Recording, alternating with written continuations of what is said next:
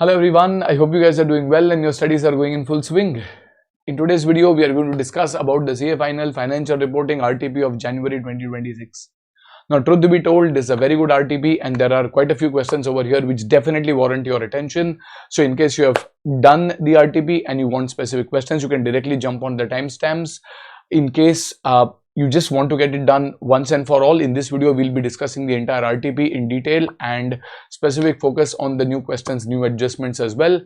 The board notes for this I will be sharing on my Telegram channel as well. So if you want, the link for that is in the description. You can just pick up the board notes for it so that it is easier for you to kind of refer on. So over here, what we have tried to do is we have tried to mark the non-negotiable important questions that you should definitely refer. These are the descriptive ones and there is the case study MCQ as well. And then we have just kind of segregated, broken down the entire RTP into questions which are relatively new, which was not there earlier, questions which are similar with a few changes here or there, and the same questions which have been repeated. We are trying to break that down, so probably you can pause and just kind of take stock of that, but otherwise let us get started with the RTP. Okay, so the first question that we jump on is question number 11. We'll first complete the descriptive questions and then go to the case study based MCQs. So this is on share based payment Ind AS 102, a very interesting question. First, before we start this question, on group share based payments, in a group share based payment plan, the parent sometimes agrees to issue shares in the share based payment plan of the subsidiary, in which case the employee welfare happens for the subsidiary, but the shares are going to be issued by the parent. So there will be an investment in the books of the parent and there will be an employee benefit expense in the books of the subsidiary. Vice versa, if subsidiary does something like this for the parent, then there will be welfare of the parent and in the books of the subsidiary there would be shown as a dividend distribution. So this is the basis. However, in this question there is a bit of a modification as well, which is generally not there in your study material. So we'll probably review this question and side by side understand its concepts. It's a very good question, I would say. Question number 11, definitely one of those new important questions. H is a parent company and as a subsidiary S. H and S are unlisted and following arrangements regarding ESOP took place. First, there is an original ESOP scheme by H, that is the parent company ESOP.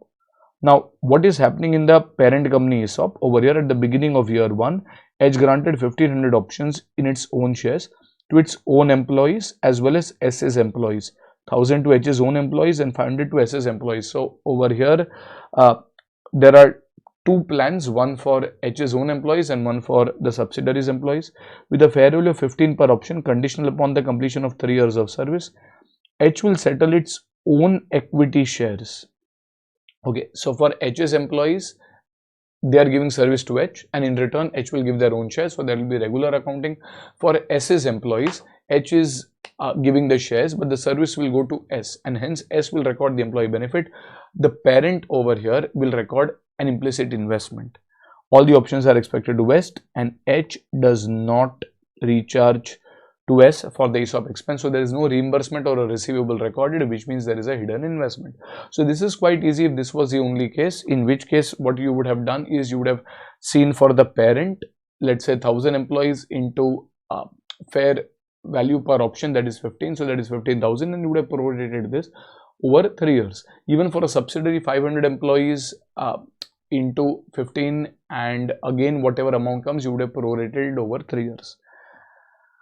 Now comes a bit of a challenge.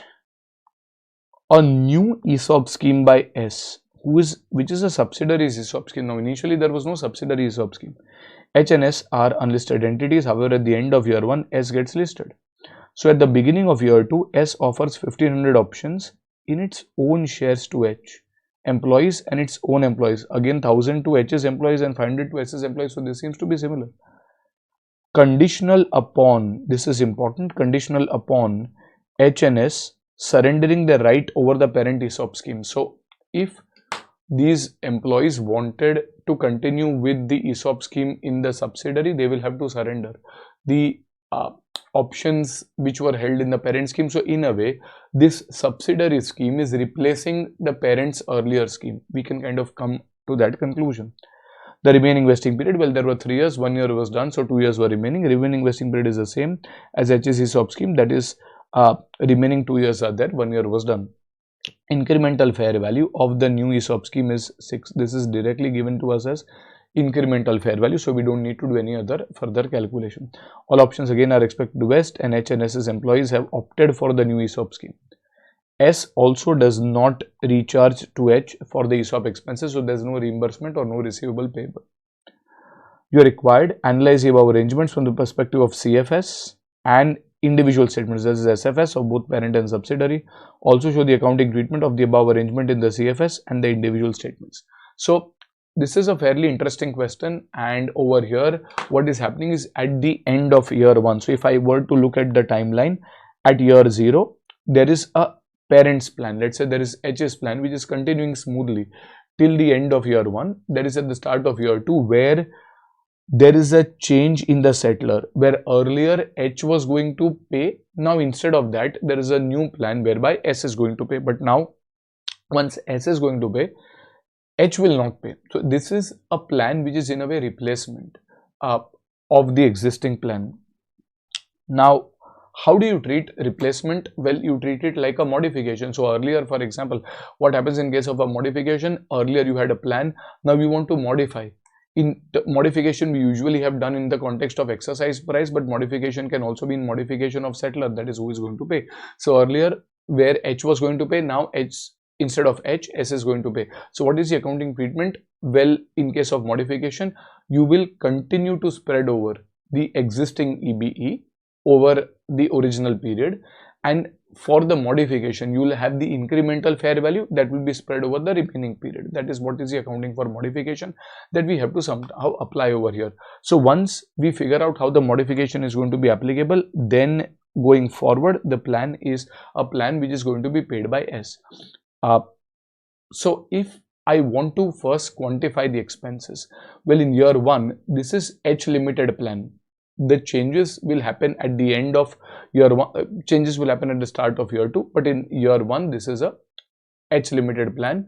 So in the first year you will have, let's say for H's employees there are 1000 employees, let's say 1 option per employee, and the fair value of the grant date is 15, in which case 15,000 prorated 1/3, so 5,000 will be the expense. Now if I were to pass the journal entry, this is H's employees and H is going to issue the shares, so a journal entry is EB account debit, which will go to H's PNL to share based payment or SBP reserve for 5,000. So EB account debit 5,000 to SBP reserve 5,000. That's it. However, there is also another angle over here, that S's employees, 500 employees, are also given options which are worth 15. Now for SFS, in the SFS of H, S is different, and hence whatever is happening for S's employees, well, that cannot be H Limited's EB. However, well, H is not getting employee service, H is not even getting any reimbursement. So what is H doing? Indirectly it is investing. So this is 7,500 1/3, that is 2,500, and hence this will be investment in S account debit 2,500 to what? Well, H has to issue shares, so again to SBP reserve. So over here this will be investment account debit to SBP reserve. That's about it. Now this is in the books of the parent. In the books of the subsidiary, for its employees there will be an employee welfare expense, so EB account debit 2,500 to what? Well, I can't create SBP reserve because at the end of year 1 subsidiary is not agreed to pay anything. However, the parent is going to pay, and hence in a way it is a capital contribution from the parent which will go directly in other equity. So EB account debit 2,500 to capital contribution from the parent will go in other equity. Now if I were to look at the CFS in the consolidated financial statements, the investment in S and the capital contribution are intercompany items, and hence they will be eliminated. EBE in total of 5,000 and 2,500, that is 7,500 for the group as a whole. EBE will be 7,500, and for the group as a whole, parent shares are going to be issued, and hence there will be to SBP reserve over here, that will be 7,500. So that's about it. In the first year, the accounting is exactly similar to what you would have done in general. Now the problem happens at the beginning of the second year when there is a change in the settler. Now there's no specific accounting guidance, if you go to see, which has been specified for the change in settler. However, this is a change, that is a modification. Modification can be a modification of exercise price, it can be also be a modification of, let us say, the settler.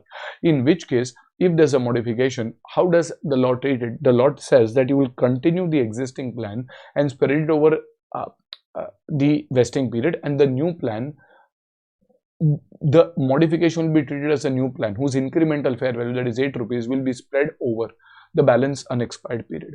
So over here, if you keep that into consideration, what will happen at the beginning of year 2, in the books of H, if there's a change in the settler, now H will come out and say, well, you know what, I don't have to pay anything. So whatever SBP reserve, let us say 7,500 that I had created, I don't need it anymore. And hence at the beginning of year 2, when there is a change in the settler, in the individual books of H will reverse the SBP reserve, because SBP reserve is nothing but stock options outstanding, where once they exercise, you will have to issue shares. Now you don't have to issue shares, and hence SBP reserve will be reversed. Achha. If SBP reserve is reversed, something will be credited. Well, I earlier thought that I'm investing money. Now I don't have to put any investment in the subsidiary, and hence investment will be credited. Now, what else will you credit? Someone can say, let's create EB, reverse the EB. That is incorrect. Remember, the employees are still going to get welfare and they are working for some benefit. So to say that the EB should be reversed is wrong. And hence, what will you credit? Well, now instead of the parent who had to pay to its employees, the subsidiary is going to pay. And when the subsidiary pays, it is in a way like saying that if parent does not have money and subsidiary has money, the parent will call for the dividend from the subsidiary and use that to pay for its expenses. Now, instead of that, the subsidiary is directly paying for parent's expenses. So in a way, there is a hidden dividend. Like if the subsidiary needs money, it will call the parent for investment, and using that investment pay its employees. On the other hand, if the parent needs money, it will call for the dividend from the subsidiary, and using that dividend pay off its expenses, in this case the employees. So over here, I'm saying that subsidiary usually does not invest in the parent. So it cannot be a capital contribution done by the subsidiary in the parent. However, subsidiary usually gives a return on investment like a dividend. And hence, I would say that at the beginning of year 2, when I modify the plan, for H, I will debit the SBP reserve by 7,500, credit investment by 2,500. So investment is removed, SBP reserve is also removed, and in turn credit the dividend by 5,000, because that 5,000 which is going to be paid by the employees is in a way, whether in shares or in whatever form, is going to be paid by the subsidiary. So it is the subsidiary meeting the parent's expenses, and hence you will credit the dividend. So over here, SBP reserve account debit to investment to the dividend, as the case may be. Now, what happens in the books of the subsidiary? Now, it is taking on an obligation to issue shares, and as a result, there will be an SBP reserve created. Though earlier there was no SBP reserve, now there will be an SBP reserve created for the 2,500 that it has to discharge to its employees, as well as the 5,000 to be discharged to the parent's employees.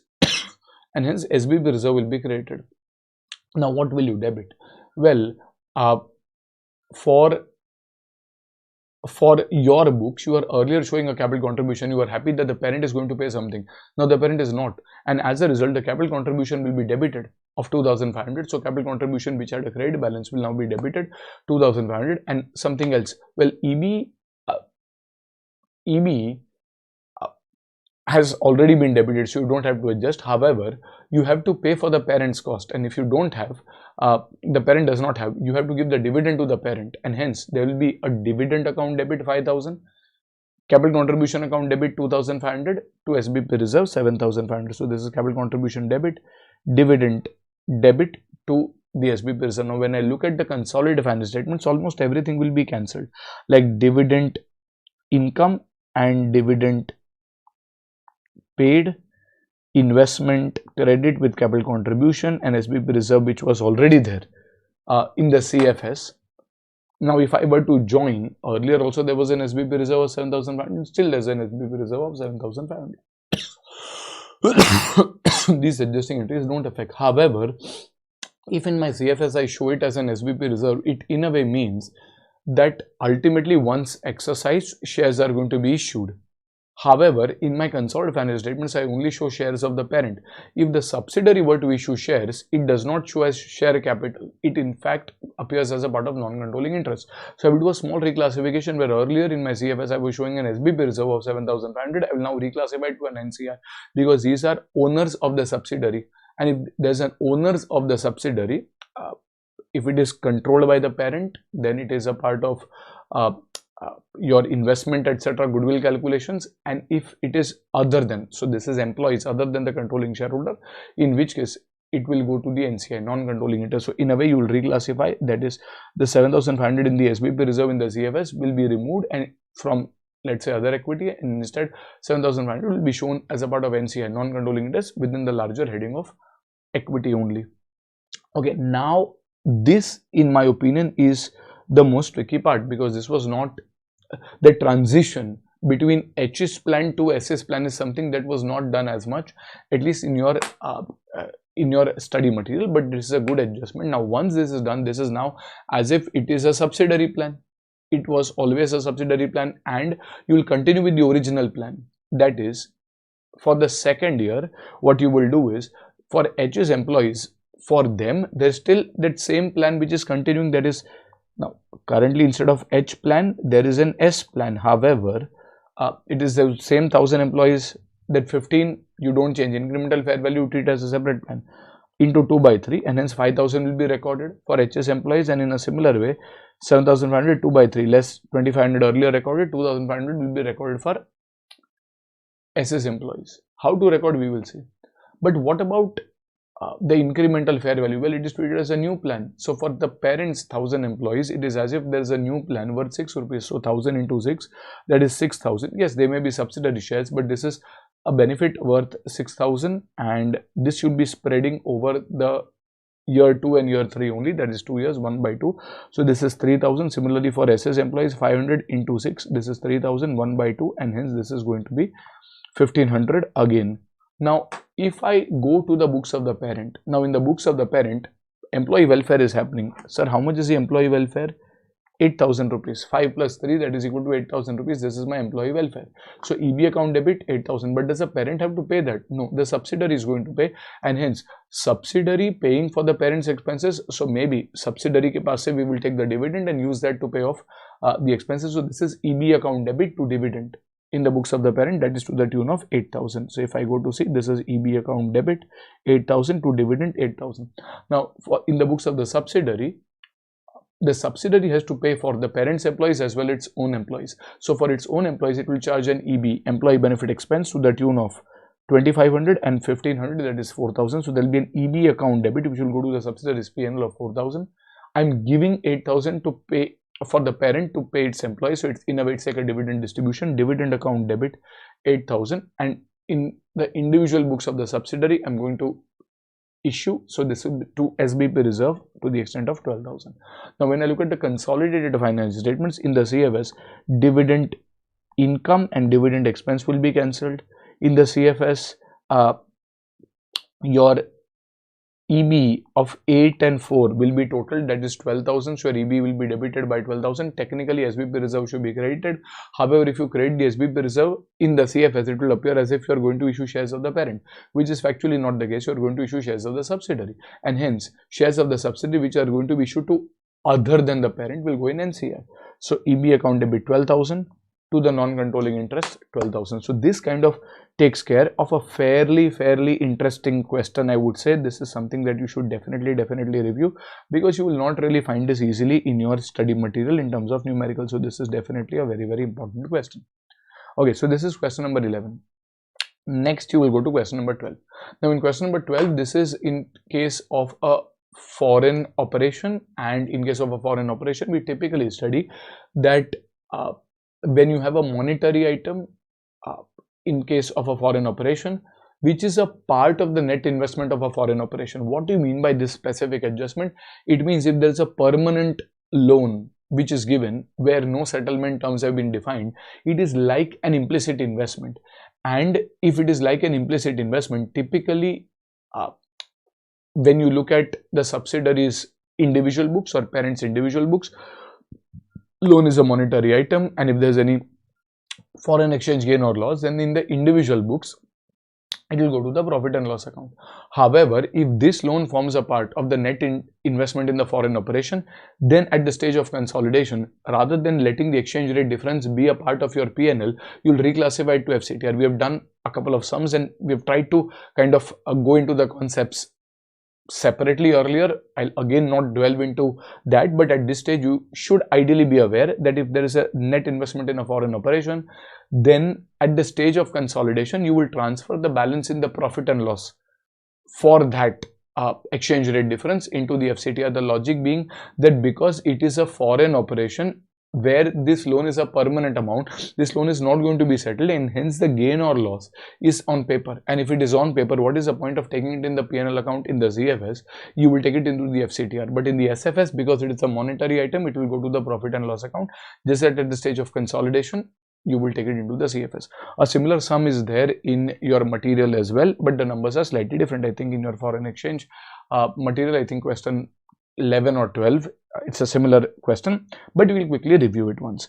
Parent A is the reporting entity that has investment in two foreign operations, that is C and B. In the following scenarios, loans made between group companies are permanent in nature.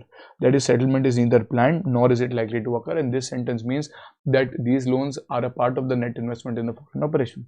Now, in scenario 1, parent A, now I think the sum in your material has debtors and creditors, which are monetary only. They are not a part of your net investment in a foreign operation. Here the modification is they are a part of the net investment in a foreign operation. But nevertheless, we do it from scratch. Parent A with sterling, that is pound as its functional currency, is preparing its financial statements up to 31st March, let's say 25. It has a loan receivable of $1 million. Loan receivable, so that's a loan asset of $1 million from its subsidiary C. That has been outstanding for some time. Okay, but parent has pound currency. This loan is appearing in dollars. So for this is a foreign currency loan in the books of the parent. So parent will have to convert it. The parent notified the subsidiary at the beginning of the year that no repayment will be requested in the foreseeable future, and the relevant exchange rates are given to you as 1.82 at the end of the year. This is a closing rate, and this is the opening rate at the start of the year. Now, if I were to just focus on this case and this case only, so there is a parent P, for example, and that is having a pound currency, and there is a subsidiary S, let us say it has a dollar currency. Now, in the books of the parent, it is a loan receivable, so it's a loan asset worth $10 lakh or 1 million. So, in the books of the subsidiary, there will be a loan payable, which is a liability, let us say, of $10 lakh. Now, what happens is, because this loan is appearing as $10 lakh, we will have to see whether I need to convert it into my own functional currency. Like for parent, the functional currency is in pounds, and hence this loan will have to be converted into pounds as per Ind AS 21 in the books of the parent. So at the start of the period, this 2 million would have been, this 1 million would have been converted at the rate of 1.45. Again, I'm dividing this because the dollar and dollar has to get cancelled, so your answer will remain in pounds. So 10 lakh divided by 1.45, and this loan would be appearing at 655 pounds in my book. So this is a loan asset at the start of the period at 689. All else remaining constant, at the end of the year, this becomes 10 lakh divided by 1.82, which is a revised rate, and hence 5,49,450 approximately. In which case, my asset, which was worth 689, is reducing and becoming 549. So that is a reduction of an asset by 1,40,205 pounds. So as per core Ind AS 21 principles, let this loan be received from the subsidiary or let it be received from a third party in the SFS of the parent. This is a loan asset, and being a loan asset whose value has fallen, this loan asset will have to be credited and P&L will be debited in the SFS. Remember, FCTR etc. will all arise, that question will arise in the CFS. Now I'm doing in my SFS. This is like every other loan. It is a loan, by the way, to my subsidiary. It can be a loan to someone else as well. So I will remeasure the loan at the closing rate. At the opening rate, the loan was worth 655 pounds. At the closing rate, it is worth 549,450 pounds, and hence the loan reduces by 1,40,205 pounds. So loan will be credited, something will be debited. Sir, foreign exchange loss, monetary item, will go to the P&L account, and as a result, forex loss account debit, which will be in the parent's P&L, to, let us say, the loan asset. So this will be your entry in the parent's books. All this while, for the subsidiary, they need not do anything because subsidiary's functional currency is a dollar and the loan is appearing in dollars, and as a result there will be no change. In fact, till the end of the year, the subsidiary will continue to show this loan as $1 million, that is 10 lakh only. The parent, on the other hand, will now show the loan at 549,450 after making the journal entry. Now this is in their individual SFS. Now if I want to show the effect in the CFS, I will have to translate the subsidiaries balances into the parent's currency, and loan, which is a monetary item, has to be converted at the closing rate. So if I do 10 lakh divided by 1.82 for consolidation, the translated balance would be 549,450.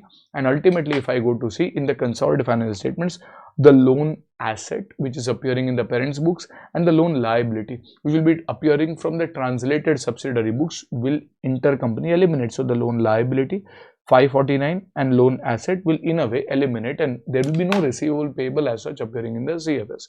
However, there was this entry whose forex loss of 149,205, which is in pound only, so you don't need to convert, is already there, but it is implicitly there in P's P&L. If I do nothing, it will continue to be in P's P&L.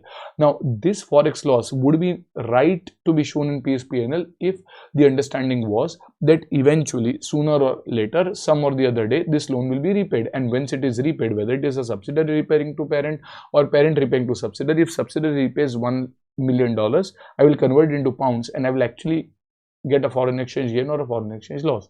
But the trick over here is, this is a permanent loan which is unlikely to be repaid in the foreseeable future, in which case this 1,40,000 is a loss on paper, and hence at the stage of consolidation you will reclassify this 1,40,205 from the profit and loss into the FCTR. Now you were earlier showing this as a part of your P's P&L, and through that it will be a part of your consolidated P&L. So you will remove it from P's P&L, so you will credit it and instead debit the FCTR. So here we have mentioned FCTR account debit 1,40,205 to the P&L, which is a part of the P's P&L, and thereby it would be a part of your consolidated P&L. So you will remove this, reclassify the exchange loss to FCTR as it is a permanent loan and it is a part of the net investment. As an extra discussion, if it was told that this is not a permanent loan, still all these workings will remain the same, just that this last classification entry is not required, because if it is not a permanent loan, that is a loan which is likely to be settled in the foreseeable future, then actually the subsidiary will pay to the parent and the parent will actually receive $10 lakh, which it will actually take to the bank and get lesser pounds, and hence there is an actual loss which is likely to happen, and hence you will keep it in the P&L account only. But because this is a permanent loan, this additional adjusting entry is required.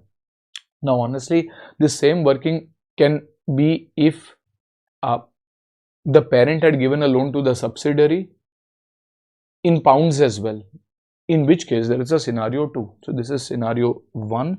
If I look at scenario 2, the facts are the same as the scenario 1, except that the parent has a loan receivable from subsidiary of 2 lakh pounds. Okay, so it is the same, but this is a loan receivable of 2 lakh pounds that has been outstanding for some time. The loan is treated by the parent as forming a part of the net investment in the subsidiary, clearly given. Now, we would say that this appears to be the same. There's a very subtle difference over here. If I look at scenario 2 or scenario B, for P, again this is a loan given, so this is an asset, but this is a loan given by P which has pound as a currency, given in pounds only. S, which has a dollar currency, this is a loan payable in pounds. Now, if I go to the books of P, there's a loan given of 2 lakh pounds. My currency is pounds. I don't need to translate it. So this will remain the same, and till the end in the SFS of P, there will be a loan asset of 2 lakh pounds. There's nothing to be done for P. But in the books of S, there's a loan liability of 2 lakh pounds. Now this 2 lakh pounds must be, it's a foreign currency loan, and hence you'll have to convert it. Now you'll have to convert it at what rate? So at the beginning of the year, this loan liability, which already must have been existing, would have been converted at the rate of 1.45. Again, this loan for the subsidiary has to be shown in dollars. This was in pounds. So the subsidiary would have said that, well, 2 lakh pounds into, you don't need to divide, so the pound has to get cancelled so that subsidiary can show it in dollars. So this is a loan liability of $2,90,000 appearing at the start of the period. End of the period, this loan is still 2 lakhs, but now the rate is around 1.82, and hence this liability becomes 3,64,000. So it's a liability increasing. Liability increasing, so liability has to be credited, something has to be debited. Now this is a liability that the subsidiary has to pay to the parent. My point is, even if it was not the parent, if it was to be paid to someone else, how does it matter? It is a liability, and hence liability will be credited, and in that place a forex loss will be debited into the profit and loss. So this is a forex loss in the subsidiary's profit and loss to a loan liability. Okay, now after this, the loan liability appears at 2,90,000 plus 74, that is $3,64,000. So In S's SFS, there's a loan liability appearing of $3,64,000. Apart from that, in S's SFS, there is a loss of $74,000 which has gone. Now, by the end of the year, if I want to do consolidation, I'll have to translate S Limited's balances into P's currency, that is in pounds. So the $3,64,000 at the rate of 1.82, if I convert, this will become 2 lakh pounds, and hence the loan asset of 2 lakh pounds and a loan liability of 2 lakh pounds will internally offset. So this is a loan liability account debit to loan asset, and end of story. Now the problem is, when I sit to consolidate in S Limited's P&L, there's still a loss of $74,000. Now in my consolidated financial statements, that loss will continue. However, my CFS is prepared in pounds, and as a result, I'll have to convert this loss. This loss was determined at the end of the year, and hence if you were to convert at the rate prevailing at the end of the year, 74,000 into 1.82, this will be a loss of around 40,659. Instead has taken the end of the period rate, we'll also take that rate because this loss is determined based on the rate of 1.82, which is prevailing at the end of the year. Now, this loss implicitly is sitting within S Limited's P&L, and once I consolidate, it will also be a part of my consolidated P&L. However, this loss will only materialize if the subsidiary were to pay to the parent. So, if the subsidiary has to pay 2 lakh pounds, it goes to the banks to convert this. Earlier at the start of the year, if it had gone to the bank, it would have just paid 2 lakh 9. I think it would have paid 2 lakh 90,000, and it would have got this 2 lakh pounds. Now it will go to the bank and pay 364 and get the 2 lakh pounds. But that is all if it goes to the bank, and it will have to go to the bank if the settlement term is in the foreseeable future. Now this is a permanent loan where the settlement is unlikely to be planned, and as a result, this gain or loss is again on paper. We have discussed this earlier as well, where we said that in a lot of small private companies, it is a promoter who directly ends up giving a NEFT or a fund transfer into the company. And if you as an auditor ask that when are they going to repay, they say this is my company only. We have not defined any payment terms. Who will sit and do an IPO and raise money through equity shares or do a debenture issue? I will do a fund transfer if I have money. If you have your own startup and you set up a company, if that company needs money, you can just transfer money to that company, and there's no settlement terms over there. So in a way, it's like an investment that you are doing in the other company. Because this should not appear in the P&L, in the CFS, you'll reclassify. So you'll reclassify from the profit and loss of the subsidiary. So P&L, which was earlier debited, will now be credited, and instead FCTR will be debited. The same explanation will continue. P&L account debit 40,659 to the FCTR, that is 40,659, because this is a permanent loan as a part of the net investment. So this is the heart over here in my understanding, is this last reclassification that you have to do, where institute has kind of done a bit of a modification as compared to the question that was there in the study material, where you had a debtor and creditor, and there was a separate question on net investment in a foreign operation. They have kind of merged the two so that you can kind of answer this. But from an exam perspective, I would say that this is relatively lesser important as compared to that ESOP adjustment, which is relatively more important. Okay, so this takes care of your question number 12. Okay, now question number 13 is also a question which I would say, what was asked? Treatment of exchange differences in the SFS of both subsidiary and parent, and in the CFS. Under both scenarios, we have discussed that. Okay, now we'll go to question number 13. Now this is on Ind AS 8, and this is very similar to the study material question which is there, where they had shown some errors pertaining to, let us say, stock calculation. Here, instead of stock calculation, it is on expense calculation, but it's a very easy adjustment if you know this. So I'll quickly run you through this.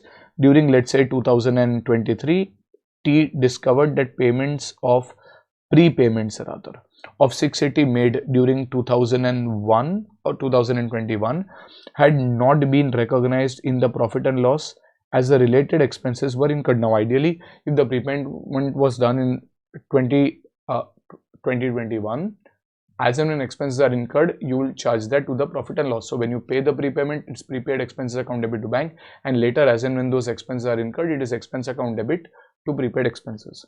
So that expense account debit to prepaid expenses you have not done. The prepayment should have been recognized as an expense of 170 in 2021, 425 in 2022, and 85 in 2023. The misstatement is material, so you'll have to do an error. Remember, this is an error, and if it's an error needs to be retrospectively restated. That is, you will restate the previous years as if the error was detected and rectified in the previous year. So extract of the draft 2023 statement of profit and loss before correction of the error is revenue of 10,200 and 60,800. So there's no change in the revenue, but expenses will increase. So over here 9350 plus a further expense, I think, of 2023 should be 85 and this should be 425. So this is 85 of further expenses, 425 of further expenses. 9350 plus 85 will come to 9435, and if I adjust 10,200, 765 will be your final profit. Similarly, 6,000, this is 6120 plus 425, and this will be 6545, and 6,800 minus 6545 will come to, let us say, 255. Okay, so this will be your rectified profit. So here you will use the word restated, and this is no longer draft. This will be your final 2023 financials. Okay, extract from the statement of changes in equity.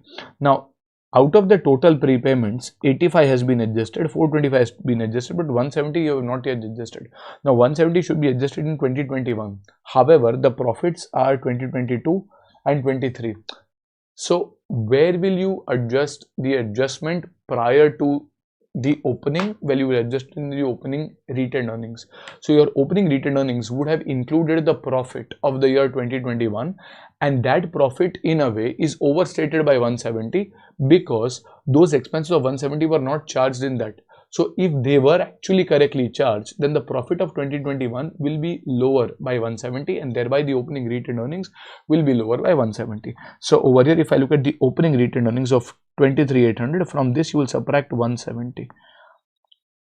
That will be a separate line item. Actually, the presentation, you can see the printed solution, but let us say this is 23,630 will be your adjusted opening retained earnings, to which you will add the profits. Now the restated profits are actually 255, and as a result your closing will be 23,885. Okay, this will be your opening 23,885, to which 765 will be your further profit, and your closing will now be 24,650. The opening balance of retained earnings is adjusted and comparatives are restated when practicable to reflect the correction of error, even if this was not given as a requirement as per Ind AS 8. Assume there were no tax effects. Thankfully, if there were, you would have adjusted the income tax expense also. You are required to find the revised P&L extract and the revised statement of changes in equity after applying all these changes. So I believe if you can just glance through that over here, it will be easier. So this is 765. 255 after making the changes, opening retained earnings, correction of error relating to the previous years, and once you take that, you will take the rectified profits and you get the answer. So this is pertaining to question number 13. Okay, next you will go to question number 14, and this is regarding institute's favorite revenue recognition, and hence though it is a manageable sum, I would say that this is kind of important because it is its institute's favorite, like 109, 115, they absolutely like this. Surprisingly, in this RTP you have no mention of business combination and consolidation, but that is not likely to happen in the paper. Unfortunately, you will get at least one big question of business combination or consolidation, most likely in the compulsory section, but in this RTP it is not there. In any case, if you have not done a lot of RTPs, you don't have to worry. RTPs give you completely fresh questions, but it is not necessary those same fresh questions will come in the exam. When it comes in the exam, it has appeared already in one of the RTPs. I've hardly seen questions which are completely new like this ever land up in the exam directly. So you don't have to worry. Don't freak out on that how will I tackle if this question comes directly in the exam. Even I will not be able to tackle it if I have 3 hours. Right? So don't worry, institute takes that into consideration. Maybe you might get a question or two which is a little here or there, not so new or so different, but large majority of the paper, I can vouch for it that you will be able to kind of easily navigate. Okay, so keep that confidence with you. Okay, if you look at question 14, before that, when you look at revenue, typically under Ind AS 115 you recognize revenue. However, in revenue, the consideration is usually received by the entity from the customer. In rare cases, you end up paying something to the customer. But when you pay to the customer, you have to check on whether that payment is on account of a distinct goods or a distinct services that the customer is giving, like is the customer advertising for you or is the customer giving a dedicated store area for you.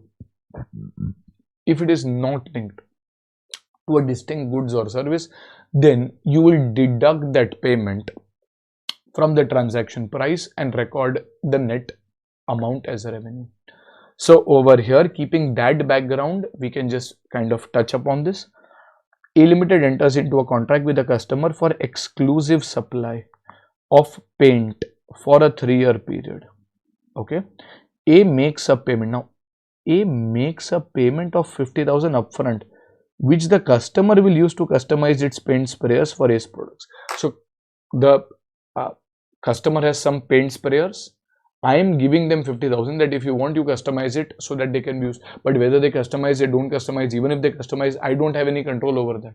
So when I am paying as A, now A is like Asian Paints. Asian Paints has entered into a 3-year contract to supply paints to some buyer.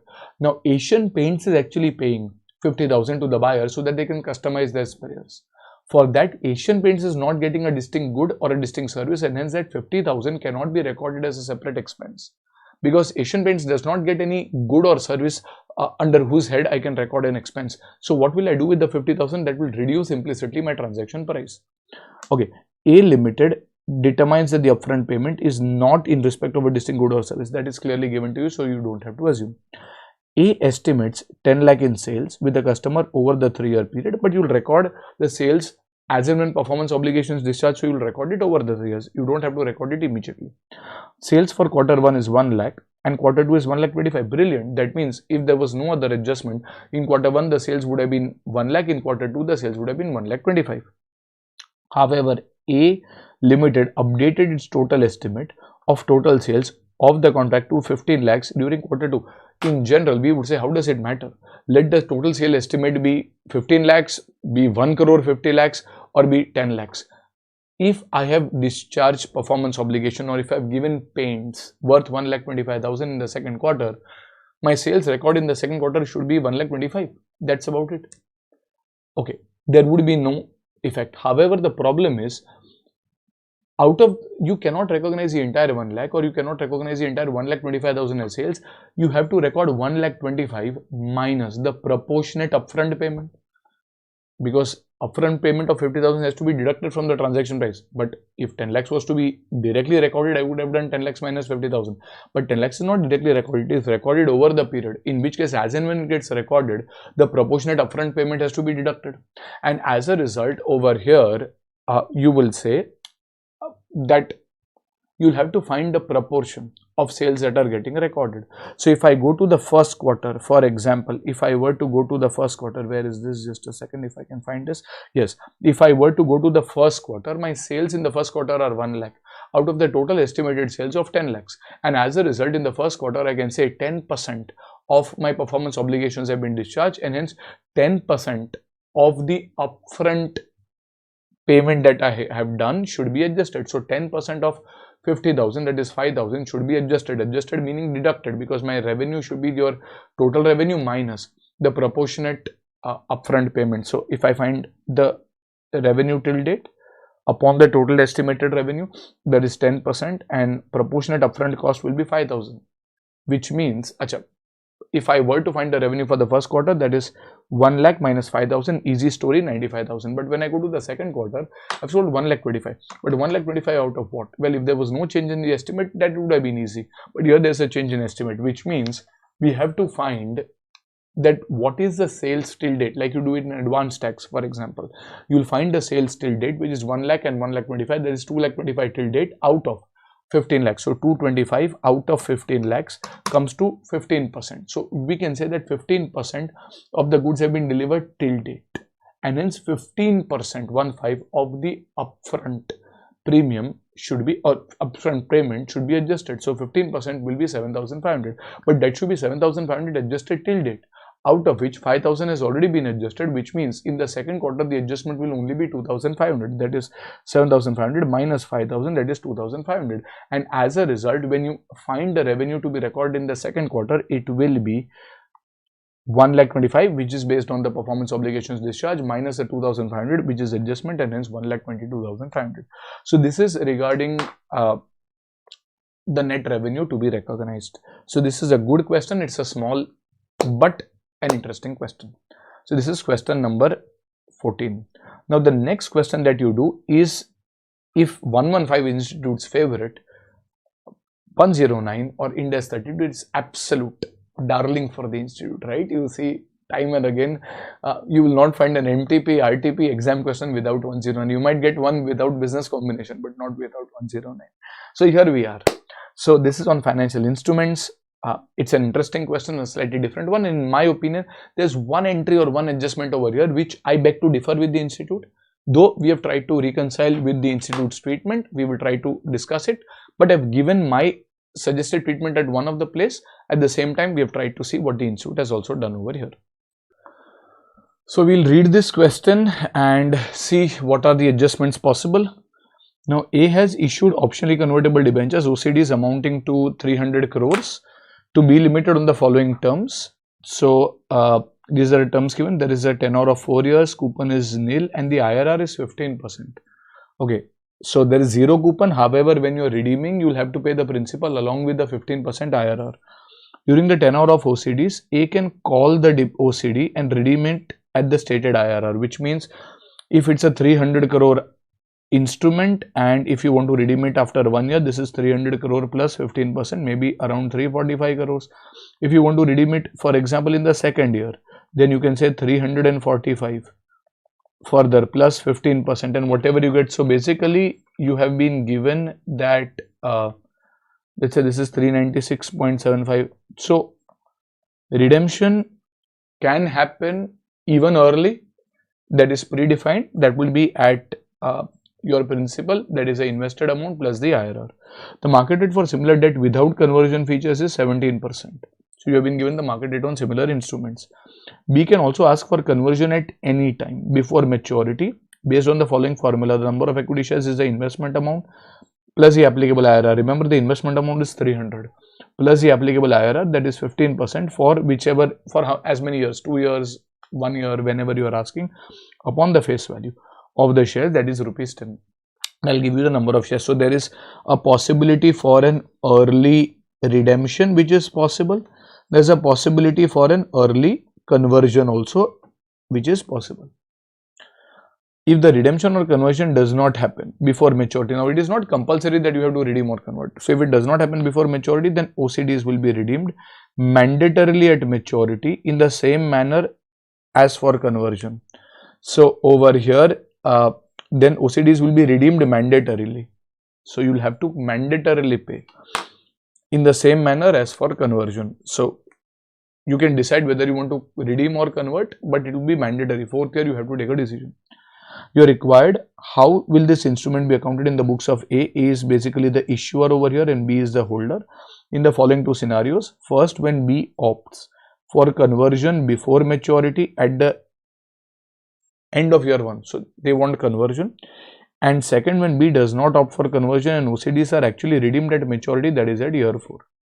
So basically what is happening over here is, this is an instrument where you have a contractual obligation to deliver cash when the holder demands maximum. So holder may demand after 1 year, 2 years, 3 years, at max after 4 years. We don't know when the holder will demand. So latest the holder can demand at the end of the 4th year, and if the holder demands at the end of the 4th year, you will have to pay how much? Well, you will have to pay 300 into 1.15 raised to 4. So whatever this comes to, let's say 300 into 1.15 raised to 4 raised to 234. So this is around 1.749.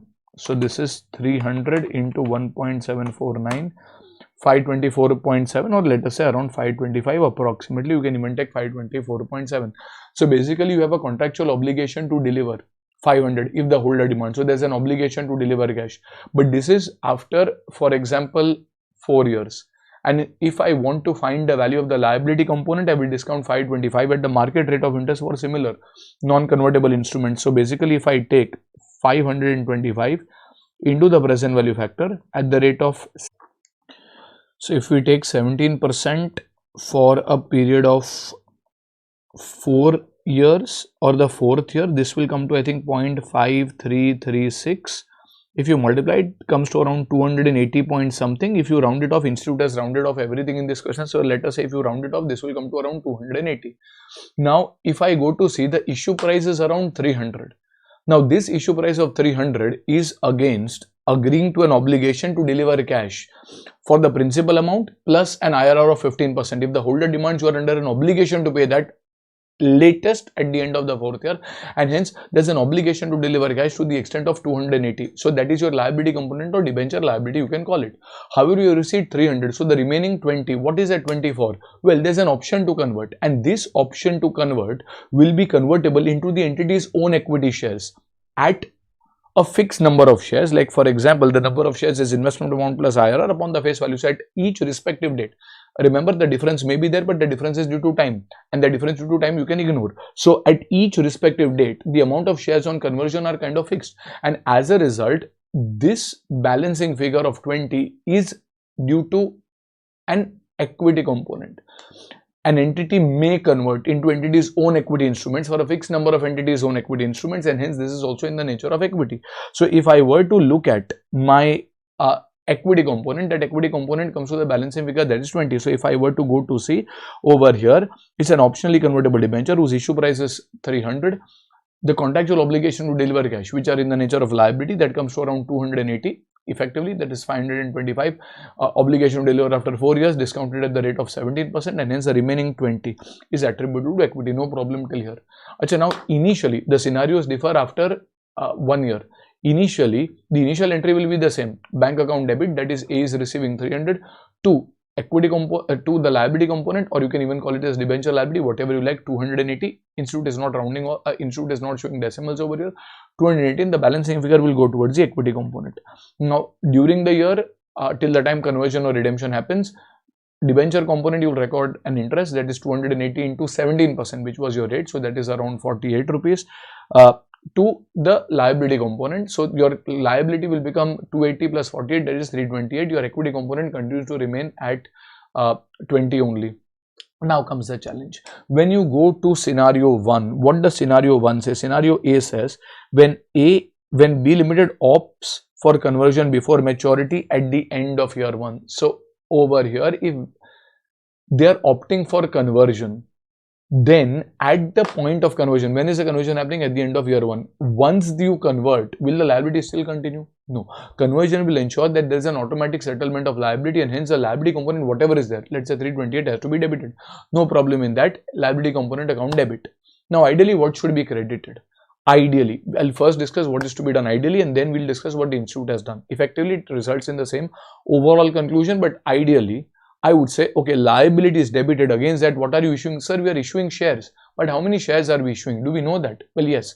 At the end of year 1, the holder, that is B Limited, might say that the formula says investment amount, that is 300. Some students might say 280. Sir, 280 is not correct because 280 is in your ledger. The holder does not know that in your ledger it is 280 and 20 or whatever. Holder says I have invested 300. So 300 plus 15%, that is equal to 345. is my numerator, divided by the face value, that is equal to 10, that is my denominator, and hence ideally there will be 34.5 crore equity shares. 345 divided by 10, that is 4.5 crore equity shares, or rupees 10 each, and hence ideally equity share capital of 345 should be credited. Okay, so the liability component is debited, equity share capital is credited. But why is the equity issued? Because you have exercised the conversion option. And when you exercise the conversion option, or any kind of option, like when you look at ESOPs, when you exercise options, your entry is bank account debit with the exercise price, SBP reserve account debit, because that is the exercise of the option, to share capital, to securities premium. In my opinion, a similar entry should come over here, because equity component is exercised, and because equity component is exercised, as a part of this conversion entry, you are kind of exercising the equity component. So ideally equity component should be debited. So equity component account debit to what? Well, if there's any balancing figure, that balancing figure will go towards securities premium. to securities premium. This is a balancing figure of 3. So this should ideally be the entry where you are debiting the liability, because once a conversion happens, the liability no longer exists. You are creating the actual shares which have been issued, equity share capital, and these have been issued because conversion of an option. So equity component you debit, and balancing figure, if any, you take to securities premium. So this should ideally be the entry. Now what has the institute done? The institute over here has done liability component account debit 328, bang on. 2, they've directly credited equity. In fact, they've written equity share capital, which is in my opinion not the best way to write, but let's say they could have written directly to equity. Sir, but how can equity be credited by 328? Well, logically speaking, equity share capital will go where? Within the larger heading of equity. So 345 on the credit of equity. Securities premium of 3 will go where? Well, it will also go to the credit of equity, because it's showing in other equity, and when equity component is debited in the entry, there will be a 20 rupees debit which will go in also the equity component only. I mean, it will go under the larger heading of other equity only. So if I net this off, the net effect comes to 328. So rather than showing this breakup, which in my opinion is more appropriate, they could have directly shown liability component account debit to equity. They have not shown anything regarding what is to be done with the equity component. They have not shown the exact equity share capital, but in my opinion that is not the best way. But again, my opinion matters less. Whatever alma mater, apne mai baap, what institute does matters more. So if the same question comes, rather than showing this breakup, you directly credit equity. So then why did you show the breakup? Because a lot of students legitimately have this doubt. It's a very legit doubt that what happens to the equity component? Why are we not crediting the share capital? Well, if you do that, in my opinion, that is correct. But what is there in the RTP? If the same question comes, I believe they will print the same thing in the suggested answers. If the past were to repeat itself in the future, that will definitely be there, in which case we can directly credit equity and proceed further on this, though the actual breakup should be something like this. So I have given a note also. So IC has ignored the equity component and number of shares calculation and directly taken 328 as equity share capital. Ultimately, equity component reversal, share capital, securities premium are shown in equity. Like what IC has done is something like this: liability component account debit to equity. At least at the time of recording this video, sometimes it happens that ICI later changes the RTP. We have also written for a question on this. So if they kind of change, then it might change later. But over here, if you see over here, debentures account debit 328 to equity share capital 328. No, 34.5 crore shares may not necessarily have a fair face value of 328, but nevertheless it is there what is there. So this is a point where I have a problem, but other than that, I mean, we've tried to discuss that, and let's kind of leave it as where it is for the time being. So this will settle your, at least if you put this entry, it will settle your liability component, it will settle your equity component, it will have your shares issued, and everything will be sorted. Now part B, scenario B is a completely different scenario where B does not opt for conversion and OCDs are redeemed at maturity. So if B does not opt for conversion, in which case the equity component will continue for 4 years at 20, liability component will be calculated using effective interest method. So if I look at scenario B, your opening liability will be, for example, 280. Every year you will keep on recording this interest. I mean, you can show this, I'll just, I guess this was left blank. So this is 328, let's say into 17%, this is 56 maybe, and this comes to what, 384 again into 17% comes to 65 approximately, and this comes to what, 449, and 449 ultimately will kind of equate with 525, because that is ultimately what has to be paid, 300 into 1.15 raised to 4. So this is around 75. If you sit and calculate 76, if you sit and calculate this, you will almost get the same answer, 449 into I think 17%, and you get 76 only. So that is the same value. So if you cumulate all of this, 48 plus 56 plus 65 plus 76, that's a cumulative 245 of interest. But that interest is not recorded one go, that interest is recorded over 4 years. So what will happen is, if there's no conversion, if there's no redemption in the first 3 years, you'll keep on recording interest account debit to liability component or debenture liability as the case may be. 48 in the first year, 56 in the second year, 65 in the third year, 76 in the fourth year. Now the institute over here has directly shown a single entry for this total 245 of interest, which is again not how entries are passed. Entries are passed annually, but nevertheless cumulative effect is the same.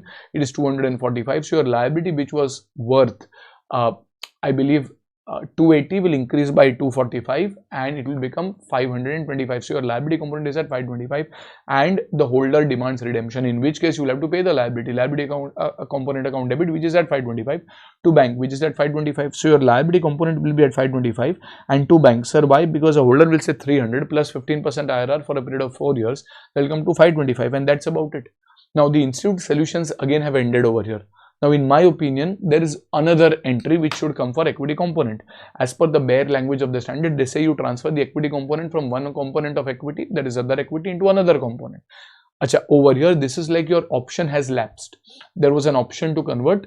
The holder in the first case scenario exercise that option, but in the second case they let it lapse, and if they let it lapse, then ideally the appropriate way is to take it to return earnings. So over here, in my opinion, an additional entry that should come is equity component account debit to return earnings 20. ICI, we have said, is ignored this entry. So if I were to again review the printed solution for this, you will see that they have passed interest on debentures account debit to debentures. This is cumulative interest they have directly passed for all the 4 years, and then debentures account debit to bank. Beyond this, if there's a doubt in your mind that what happens to 20, well, institute has not discussed it, but in my opinion, it will go from one component of equity, that is equity component, to another component, something like return earnings, similar to lapsing of options. So this kind of takes care of the slightly contentious question number 15. Okay. Next, you go to question number 16. This is on related parties. Not a very difficult one. We'll quickly review it and this will kind of get done. Mr. A, B and C have direct interest of 40, 10 and 10% respectively in trust T. So there is A, B and C. They have 40, 10 and 10 in trust T. The remaining 40% is held by 20 unrelated investors. So there is the remaining 40% is by other unrelated investors. Okay, 20 investors. Mr. A, B and C wish to control the trust, so they enter into a contractual agreement to act together. So this is an arrangement which can give them joint control. So they have entered into a contractual arrangement whereby they can they will act together. So it's like a coalition that they have found, and this is kind of a joint arrangement which will give them, let's say, joint control over the trust. In this situation, assume that 1% interest constitutes one voting right. That is fine. S is a wholly owned subsidiary of P and P is a wholly owned by trust T. So this is T, below this you have P, and below P you will have S. Okay. You are required to show, should a group of persons be disclosed as the ultimate controlling party where they have contractual arrangement to act together? Clearly yes. Remember, if for example the reporting entity is S, well, the reporting entity can also be P, but if the reporting entity is S, you have to show the entities which have control. Remember, as a name and nature of relationship, you have to show the entities which have control. So in S, P is the immediate holding company, but who is the ultimate controlling entity? The ultimate controlling entity can be a single entity or it can be a group of entities who are jointly controlling as well, in which case there is A, B and C who are jointly controlling, and as a result, as an ultimate controlling, we will say ultimate control rests with A, B and C by virtue of this contractual arrangement. I will again repeat, if there was no contractual agreement, this thing that I have highlighted, if this was not there, then your ultimate control is with trustee, then your ultimate controlling entity is trustee. But because you have been clearly given that they have entered into this contractual arrangement, then you can say that if I have to give the name and nature of related parties, within that I have to disclose the immediate holding company.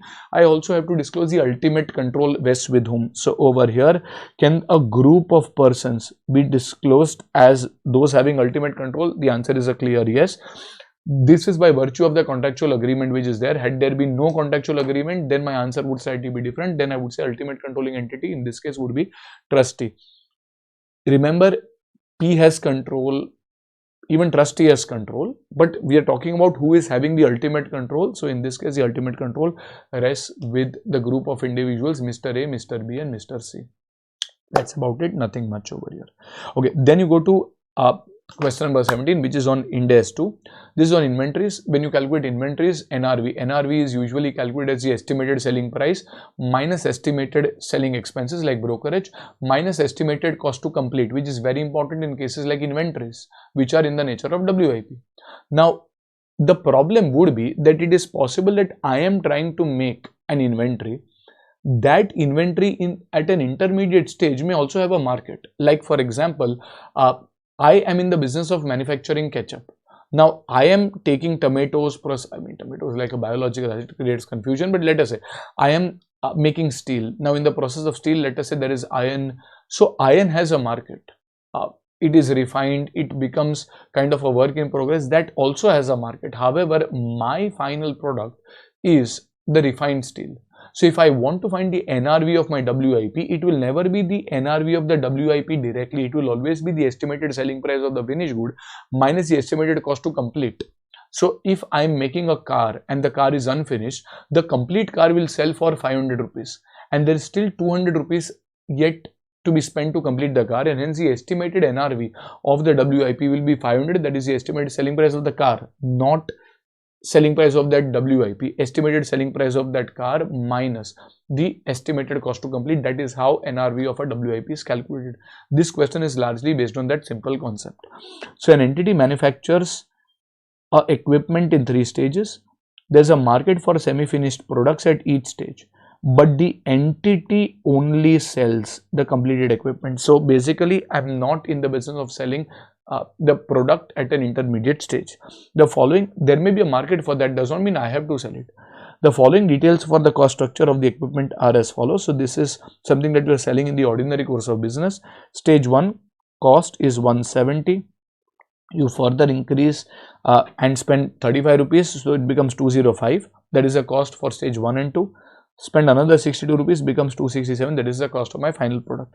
Now selling price per unit, if I were to sell at stage 1 only, I'll get 130. If I were to sell at stage 2, I'll get 295. But if I were to sell at the stage 3 final, I'll get 275. Okay. Assuming that the selling costs are 0, what is the NRV of the semi-finished product in stage 1 and stage 2 at the year end? Remember, the NRV is calculated as the estimated selling price of the finished product, which is 200, and so if I were to say this is 275 minus cost to complete. What is the cost to complete? 62 rupees. So I'll get 275, but if I'm at stage 2, I still need to spend another 62 rupees to get the 275, and hence 275 minus 62 will come to, let us say, 213. So let this be 195. I don't care. I will compare inventory of 205. So at stage 2, I'll compare 205, which is my cost, with 213 and select whichever is lower, cost or NRV, whichever is lower. So this is 205, there is no write-off.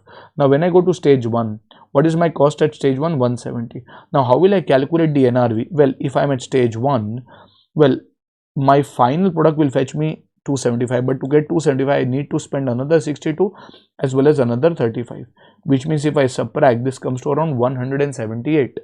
And hence if I compare 170 and 178, this will come to 170. Select whichever is lower. So this is 170. The selling prices of those products actually is not relevant. For WIP measurement, you will take the selling price of the final product, that is 275, minus the cost that you have to incur to get the final product, and as a result 170 and 205, as the case may be, will be measured. There will be no write-off. So this is regarding question number 17. Next you go to question number 18. This is a borrowing cost question, an interesting one.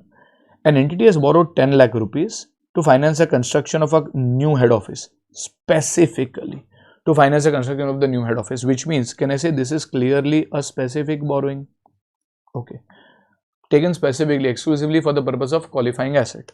The loan was availed on 1st of May and interest was payable at the rate of 12% up to 1st of February 2009, after which it was revised to 13% owing to an increase in the secured overnight financing rate or so forth. So for whatever reasons, the interest increased from 12% to around 13%. When did this increase? On 1st of February. The construction of building does not begin until 1st December. This is a very important line. The construction does not begin until 1st December. and then it continues without interruption until after the year end on 31st March. So it starts on 1st December and it is continuing till 31st March. 31st March the asset is not ready for use, but the year is over. Now when you look at specific borrowings, what does specific borrowing say? Well, they say you capitalize the actual borrowing cost, the gross borrowing cost, actual borrowing cost you capitalize, but that actual borrowing cost you will capitalize from the commencement date, and you have to calculate the commencement date. Commencement date is a date which is a later of the date when loan is taken. When is the loan taken? Sir, the loan is taken on 1st May. Or expenditure incurred / activities commence. Can I say we have been clearly given that the activities commence on 1st of December, and as a result the commencement date is 1st December. Sir, but the loan is taken on 1st May. So what? So what will you do? Well, if there is a need for capitalization, the capitalization can start from 1st December. Interest before that, that is from May all the way till 30th November. I believe that is around what, 7 months or so. For those 7 months, the interest will be taken into the profit and loss account because it is not attributable to a qualifying asset. Specific borrowings, actual borrowing costs from the commencement date will be capitalized. Commencement date is 1st of December, and hence any borrowing costs incurred before that has to be taken to the P&L account, and from 1st December whatever is the actual borrowing cost will be capitalized after deducting income on temporary investment from surplus funds. Okay, and continues without interruption till the year end. During the period of construction, entity incurs directly attributable cost of 1 lakh in December and 2,50,000 in each of the months from January to March. Okay, for simplicity to assume that these costs are incurred on the 1st day of each month. So 1st December, 1st Jan, 1st Feb, 1st March is when these costs are incurred. Each month the borrowing, okay, this is another interesting adjustment. Each month the borrowings were 10 lakhs less any amount to be expended for the building works in that month are reinvested and earn interest at the rate of 5%. So your borrowing is 10 lakhs. In December, you are spending 1 lakh rupees on 1st December only. So you are still left with 10 minus 1, that is equal to 9 lakhs. What do you do with 9 lakhs? Will you invest it to earn 5% per month? Okay, then in January again, well, you have 9 lakhs still minus 2,50,000 that you spend at the start of January. So you have probably 6,50,000 that you will invest for January. Same is the working that you do for February and March. This will help you income on temporary investment of the surplus funds. Well, this income is for the period of December, January, February, March. Well, there can be a similar income which is also which is there from 1st of May to 30th November. However, that period of borrowing cost is not capitalized, so that income cannot also be adjusted from the assets value. Only that borrowing cost which is capitalized and income during that period can be adjusted. So from May to November, the borrowing cost goes to the P&L. Income, if any, during that period will also go into the P&L. From December to March, the borrowing cost is capitalized, in which is the income on temporary investment, if any, will also be deducted from the borrowing cost, and the net amount will be capitalized. So this is the principle that you should remember, and if you kind of get that, then this question is done. For the year ended 31st March 2009, the entity incurred interest of 1,11,000 on the 10 lakh loan and earned 37,000 as interest on reinvested portion. This is given largely to trick you. Even if this was not given, your solution remains the same. For the timing, I will ignore it, but I will reconcile and see how this number is also found. Determine the amount of borrowing cost to be capitalized to the qualifying asset for the year ended 31st March 2009. So first of all, for the qualifying asset, you will try to find the commencement date, and we have said that the commencement date over here is the date when the asset becomes ready for, the commencement date is a later of date when loan is taken or activities commence. So if I draw a timeline over here, 1st April is the starting date. 1st May is when the loan is taken, which is a specific loan. 1st December is when the construction starts, where you spend 1 lakh. Then in every month, you spend 2,50,000. And the interest from 1st May all the way till 1st February is 12%, and beyond that, the interest becomes 13%. So whatever is the actual interest you will take. Now, first you try to find the commencement date. Commencement date is a date when loan is taken or expenditure incurred or activities commence, clearly given that this is on 1st December, and hence 1st December will be your commencement date. Okay, now you want to find the borrowing cost. Well, first you will find the actual borrowing cost from the commencement date. From the commencement date, that is 1st December, the actual borrowing cost will be 10 lakhs of borrowing. into, ideally at the rate of 12%.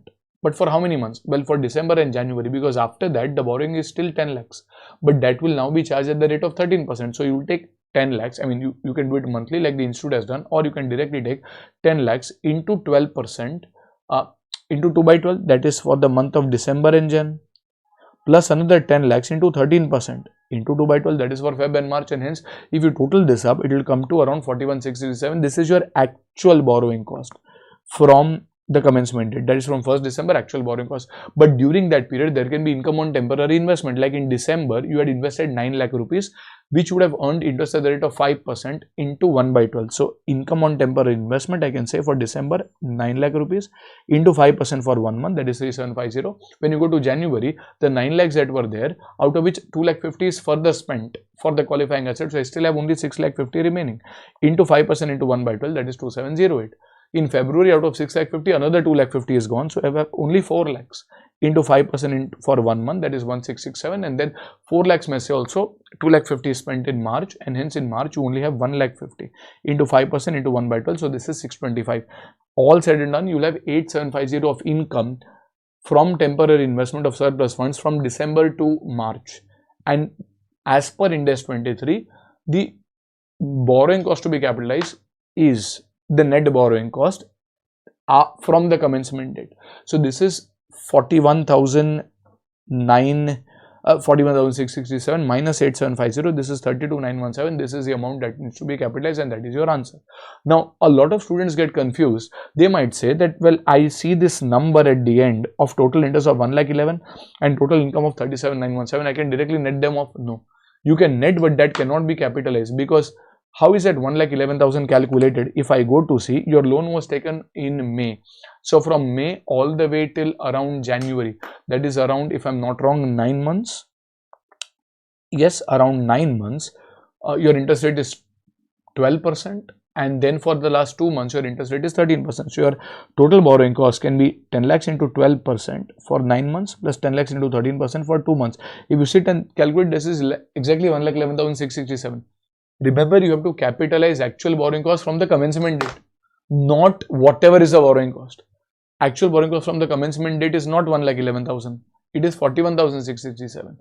And income on temporary investment. Achha, how will you calculate income? Well, I know that for the last 4 months, the income is 8750. But what about the earlier, I think, 7 months? Then the entire 10 lakhs was surplus into 5% into 7 by 12. 10 lakhs into 5% into 7 by 12 plus 8750, and you get 37,917. This is how these numbers have been calculated. But these numbers are largely given to you so that they can throw you off track. You don't really have to dwell too much on these numbers. We are just trying to reconcile that how these numbers are calculated. So that kind of takes care of question number 18. Now, to be honest, question number 19 as well as question number 20 are same as what we have done. We'll spend just about 5 minutes to quickly discuss them, because they are same as that of your material, and then we go to the case study based MCQs.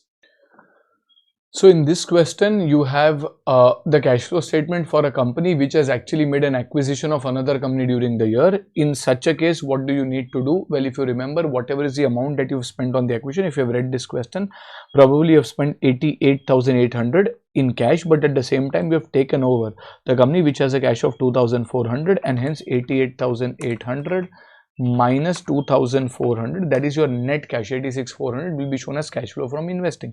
So when I do this calculation, I'll show my cash flow from investing as 86,400, and then I will adjust the balances for because when I've already taken over the payment made for the acquisition, I will adjust the balances. Like when I compare the changes in inventory or the changes in debtors, the closing balance already includes the inventory that has been taken over, but the payment for that inventory I've already considered. So I'll find the adjusted closing balances. As you can see, for example, inventory at the end of the year minus inventory acquired as a part of the acquisition. This is your adjusted inventory, and you compare that to get your balance.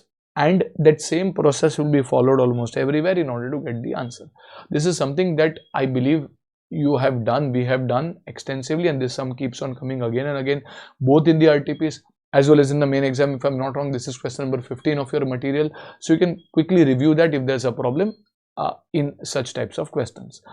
Next, you have question number 20, which is on barter which is lacking commercial substance. If there's a barter which is lacking commercial substance, you record it at the WDV of the assets given up. So over here there's a car with the book value of 13, fair value of 13,250. We exchange that car for cash of 150 and car Y, which is a fair value of 13,100. The transaction lacks commercial substance because the entity's cash flows are not expected to change. This is, I think, question number 6 of our material of Ind AS 16. It is exactly the same question. They're asking you state at what value car Y should be recognized. So over here, what you are giving up is X, and in return what you are getting is Y plus cash. So you will record this at the WDV of the assets given up. WDV of the assets given up is 13,000. So the entire Y plus cash will be recorded at 13,000, out of which 150 is cash, and hence the remaining 12,850, if I am not wrong, will be car Y. So that is about it. If you had to pass the journal entry, the entry will be car Y account debit 12,850, cash account debit 150 to car X, let us say 13,000, because the barter lacks commercial substance. So that is about question number 20. These are 2 questions, thankfully, which you don't have to invest too much time. But then there is case study scenario 1 and 2, which also we'll discuss. Maybe a few of them may be related to some questions in your MCQ case study booklet, but nevertheless, there's nothing, at least in case study 1, which you cannot solve. So it is manageable. So we'll quickly try to discuss that. We prepare finance statements based on Ind AS. X, who is a lessee, enters into an agreement with Y, who is a lessor, to lease an entire floor for a period of 10 years with an option to extend for 5 years. Okay, option to extend you will only take if it is reasonably certain that there will be economic benefits, and hence you will extend, otherwise you will not take it. At the commencement date, X is not reasonably certain to exercise the option to extend the lease, which means your lease term will be 10 years. You will not take the extension option. These payments are 50,000 per year during the initial term, and then 55,000 during the optional period. The optional period we don't have to consider. As per the terms, the lease payments are required to be paid at the beginning of each year. Okay, so this is important. You will have to pay at the beginning. To obtain the lease, there is an initial direct cost of 20,000, out of which 15,000 relates to a payment to a former tenant occupying the floor of a building, and 5,000 relates to commission of a real estate agent. Both of these, we can say, are directly attributable to taking the asset on lease, and hence can be initially direct cost. As an incentive to X for entering the lease, Y agrees to reimburse to the X the real estate commission of 5,000. So basically your adjusted initial direct cost will be 15 plus 5 minus 5, and hence net 15,000 will be your net initial direct cost. The interest rate implicit in the lease is not readily determinable, and hence the borrowing rate is 10%. Take discounting factors up to 2 decimals. So basically, if I go to see, the lease term is 10 years, and within those 10 years, if I were to calculate the lease liability, your lease liability will be 50,000 into the present value annuity factor at the rate of 10%. That is fine. But from year 0 to 9, remember, the payment will happen at year 0, first payment, then 1, 2, 3 up to 9th, at the end of 9th year, that is start of the 10th year. The payment is, no payment is happening at the end of the 10th year, and hence if I were to do this calculation, let us say if I reach up to the 9th year, the total is 5.759 or 5.76 plus 1. This is 6.76 if I am not wrong. If I take it up to 2 decimals, 50,000 into 6.76 comes to 3,38,000 or 337 something, whatever it is. However, initially, remember, the first payment will be made immediately, and as a result, from this 50,000 will be deducted.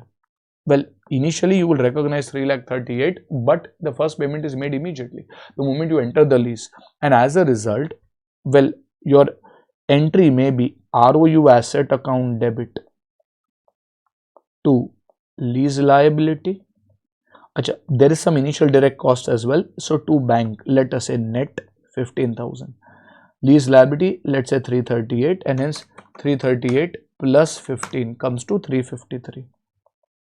Now initially, immediately, if I go to see, this will be a lease liability account debit 50,000 to bank 50,000, and as a result 338 minus 50, approximately 288. So your net lease liability at the beginning would be net around 288. Your initial ROU asset will be around 353. Okay. Then there is some adjustment on deferred tax, but first let us finish that lease wala part. What would be the lease term in the given case? As we said, this is 8 years, this is 10 years, because beyond that 5 years you will not take. What values is the lease liability will be recognized initially? Ideally this is 338, but then minus 50, so this is around 288. The closest number is 287 500. Maybe this is a difference due to rounding off. They have taken 2 decimals, so we have taken up to 2 decimals, but nevertheless there is some rounding off difference. At what value will the right of use asset be recognized initially? As you can see, this is around 353. So over here this is 352 500 or around 353. What would be the amount of depreciation to be charged annually on the ROE asset? Well, depreciation will be your ROE asset divided by life. Life is around 10 years, and hence this is 350. You don't need a calculator for this, sir. What are we doing?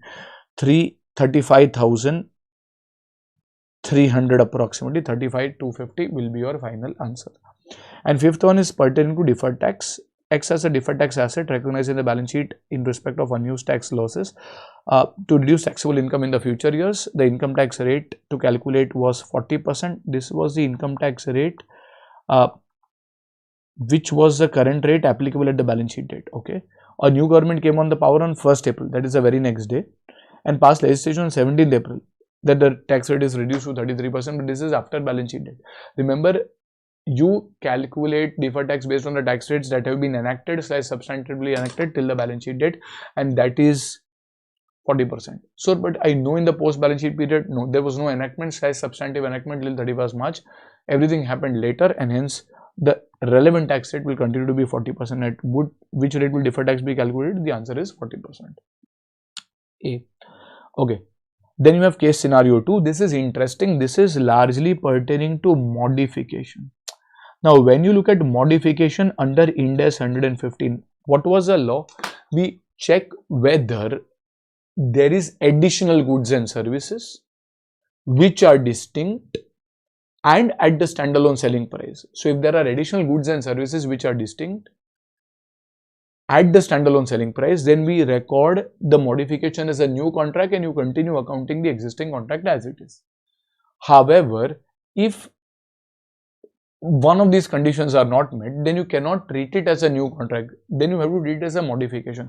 But when you treat it as a modification, there are two ways. You either treat it as a termination of the existing contract and then creation of a new contract, which is usually the case, in which case the goods and services already done and the new goods and services are distinct, they are different. Or when you look at, let us say,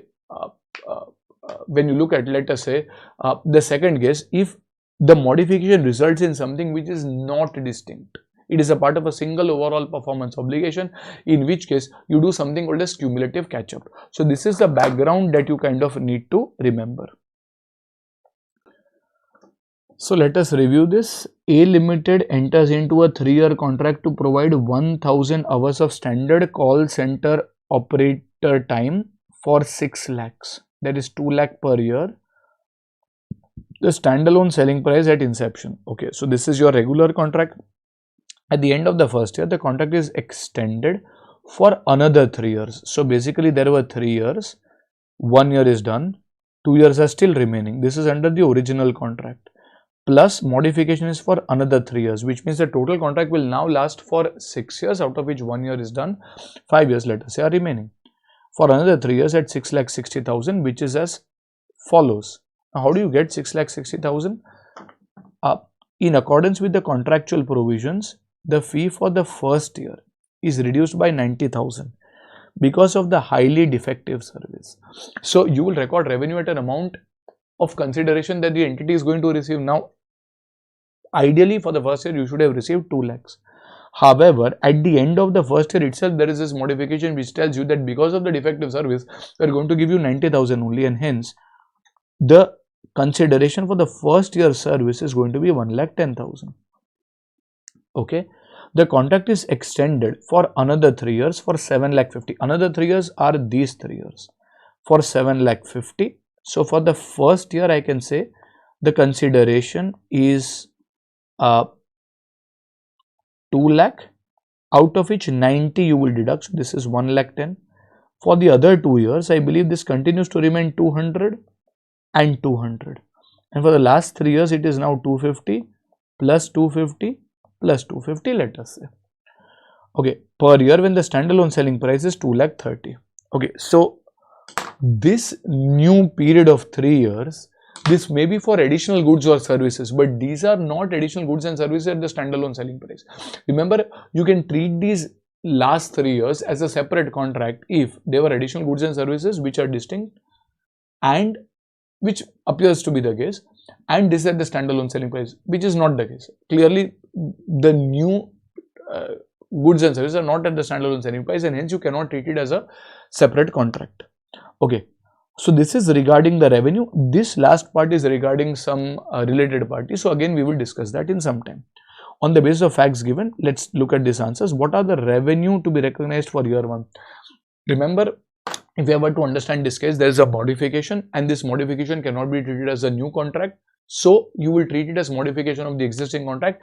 Here, the service for the last 3 years is distinct from the service of the earlier years, and hence you don't need to do any cumulative catch-up. Instead, you can treat it as a termination of the existing contract. But if you were to terminate the existing contract, the consideration will be 2 lakh minus 90, that is equal to 1,10,000. So that is, you treat it as a termination of the existing contract, where for first year the consideration should be 1,10,000, and you kind of finish that off. And then creation of a new contract. The new contract is for the next 5 years, where the total consideration will be 2 lakh, 2 lakh, and then 2 lakh 50, 2 lakh 50, 2 lakh 50. That is how the treatment would be. So the revenue in the first year will be around 1,10,000. Okay. What will be the accounting treatment for the contract extended at the end of year 1 with respect to revenue recognition? Okay, I will say that this will be treated as termination of the existing contract. Modification will be accounted as prospectively by allocating the remaining revenue equally over 5 years. I believe this is a most appropriate treatment. Modification will be accounted for retrospectively. Why should I do any retrospective change? This is a modification, not an error, not a change in accounting policy. The modification will be accounted for as 2 separate contracts of 3 years each. No, you cannot do that, because for it to be a separate contract, it has to be at the standalone selling price, which it is not. And the modification does not fall under the purview. No, it clearly falls under the purview of 115. So what would be the remaining total revenue of the contract for 5 years? Total revenue will be 2 lakhs for 2 years plus 2 lakh 50 for 3 years. So this will come to probably 11 lakh 50,000. So this will be 11 lakh 50,000. This will be your answer, sub point A. What amount of revenue will be recognized, let us say, for year 2? What will be the amount of revenue to be recognized for year 2? Now, if I go to year 2, on an actual basis, it will be 2 lakhs.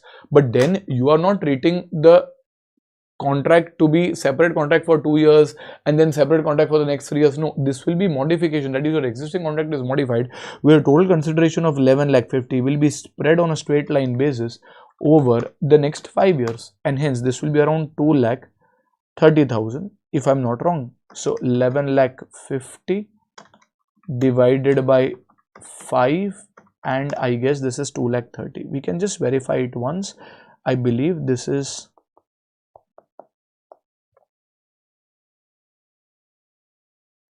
just a second. If you review 2 lakh 30, that's right. Okay, so and the last one. So when we look at this case, this is on government and related parties. Remember, if an entity is controlled directly or indirectly, controlled, jointly controlled, or significantly influenced by the government, then there is an exemption when it comes to disclosure of related party transaction if it is controlled, jointly controlled, or significantly influenced directly or indirectly by the government. So further, there's a government G that has a significant influence over L. So there is G who has a significant influence, that is an associate relationship over L. L again has significant influence over A. So this is significant influence L has over A, and controls K. So L exhibits control over K. Okay, all the entities have transactions with each other. Okay, so what is the MCQ asking? State which of the following statements is correct with respect to transactions between A and K and between A and L under Ind AS 24. Again, they are asking you between A and K and A and L. There can be many transactions, but they are not asking between all of them. So they are asking you between A and K. This is one of the transactions. and A and L. Now when I look at A and L, to be honest, there is an associate relationship. Now if I look at government has significant influence in L, but then L again has significant influence in A. Like when you look at A and L, there's an associate relationship, and the government also has a further associate relationship at the top. And as a result, I cannot say that if there was a related party report disclosure, like if you remember, an associate of an associate is not my related party. An associate of an associate is not my related party, but a subsidiary of an associate is my related party. If I can correlate that, an associate of an associate, so whether there's government or no government, A Limited is an associate of an associate, and hence with the government that is not a related party relationship.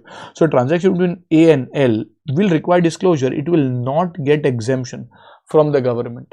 Achha, but if they had asked you transaction between L and K, I would say the subsidiary of an associate and the associate itself can be taken as one and the same. But they have not asked you regarding L and K, so we don't have to comment. But between K and A, now when you look at L and A, I would again say that the relationship with respect to the government is a distant relationship. Now K and A are clearly related parties. Like one entity is an associate, the another entity is a subsidiary of the same L, and hence they are related parties. But their transactions could have been exempted if they fall within the government exemption. But the problem is, for a government exemption, A does not fall into the government exemption because it is an associate of an associate. Now K may fall in the government assumption. So if there's a transaction between K and L, if there's a transaction between K and government, I can say that that will be exempted. But transaction between L and A, or even a transaction between A and K, that will not be covered by the exemption, because A is a associate of an associate. So A for the government cannot be said to be significantly influenced by the government. Okay, so for A, government exemption cannot apply. But when I look at this small subset, so I can say for A, government exemption will not apply. But if I were to look at just this subset of L, A and K, in which case I will say all of them are related to each other. How? Well, L and A, there's an associate relationship. L and K, there's a subsidiary, there is a group relationship. And between A and K, there's a relationship that one entity is an associate, another entity is a subsidiary of the same related parties. And as a result, when we do this working, we can say that any transactions with A and its related parties, with A, K is a related party, with A, L is also a related party, and A is not covered by an exemption from the government, in which case there will be disclosure for both. So if I go to see between transaction between both A and L and A and K, not disclosable, wrong. Between A and L are not disclosable, but A and K are disclosable, again wrong. Both of them are disclosable. One is disclosable, one is not, again wrong. Transaction between both A and L and A and K are disclosable. So your answer is sub point D. It's a little tricky.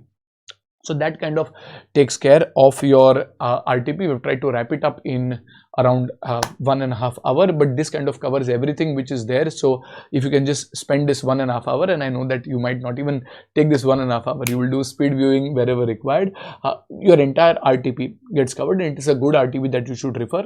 We will also have a separate video for your AFM in case you want to cover, but AFM RTP does not have as many complications this time around as much as the FR RTP, but nevertheless that will be done in a much more time efficient manner. But I hope this is clear, and I again wish you all the very best. Keep smiling, keep studying, put in your best efforts, and I'm sure there's a higher power who is working for you and for all of us. Okay, so keep shining, keep studying, and if you kind of like this content, please do press the like button, and in the comment box as well, if you need any other help or any other video that you think might be helpful, please feel free to write it and share it with your friends as well. Subscribe to the channel if you have not already, and that's about it. This is Bhavik Chokshi, wishing you again all the very best for the preparation. Study hard, goodbye, good luck, and take care.